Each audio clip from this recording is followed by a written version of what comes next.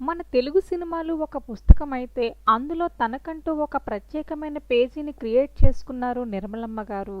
నిర్మలమ్మ గారి గురించి ప్రత్యేకమైన పరిచయం అవసరం లేదు. అయితే ఈ తరానికి ఈవిడ తెలియకపోవచ్చు, కానీ ఒకప్పుడు అసలు నిర్మలమ్మ లేకపోతే సినిమాయే లేదు. హీరోకి బామ్మ క్యారెక్టర్ అంటే ఖచ్చితంగా నిర్మలమ్మ ఉండాల్సిందే. అంత పాపులారిటీ సంపాదించుకున్నారు నిర్మలమ్మ గారు.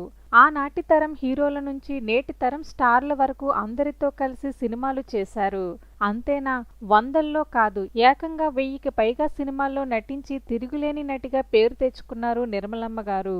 అయితే హీరోయిన్ గా ప్రస్థానం మొదలుపెట్టిన ఆమె ఆపై క్యారెక్టర్ ఆర్టిస్ట్ గా ఒక సంచలనాన్ని సృష్టించారు. అమ్మగా, వదినగా, బామ్మగా ఇలా ఎన్నో రకాల క్యారెక్టర్లలో నిర్మలమ్మను తప్ప మరొకరిని ఊహించుకోలేనంతగా తన పాత్రలతో చెరగని ముద్ర వేసుకున్నారు నిర్మలమ్మ గారు. అంతేనా, ఒక్క తెలుగులోనే కాదు, తమిళం, హిందీ, మలయాళం, కన్నడ ఇలా పలు భాషల్లో బ్యాక్ టు బ్యాక్ సినిమాలతో ఇండియాలోనే గొప్ప నటీమణుల్లో ఒకరిగా పేరు తెచ్చుకున్నారు. ఇక నిర్మలమ్మ గారు చనిపోయే వరకు కూడా సినిమాల్లో నటించారు.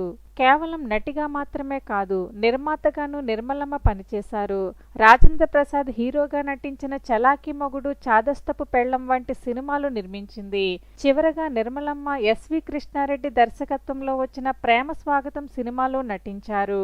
అయితే సినీ జీవితం గురించి కాసేపు పక్కన పెడితే నిర్మలమ్మ గారి పర్సనల్ లైఫ్ ఎలా సాగిందో తెలుసుకుందాం. నిర్మలమ్మ తన సినిమాలు చేస్తున్నప్పుడే తన ప్రొడక్షన్ మేనేజర్ ని పెళ్లి చేసుకున్నారు. అయితే వీరికి సంతానం కలగలేదు. దాంతో కవిత అనే అమ్మాయిని దత్తత తీసుకున్నారు.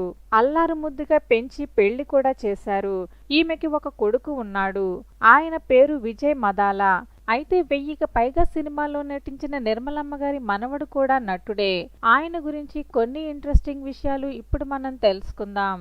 నిర్మలమ్మ మనవడిగా ఇండస్ట్రీలోకి ఎంట్రీ ఇచ్చిన విజయ్ మదాల జంజాల దర్శకత్వంలో వచ్చిన పడమటి సంధ్యారాగం సినిమాలో నటించారు.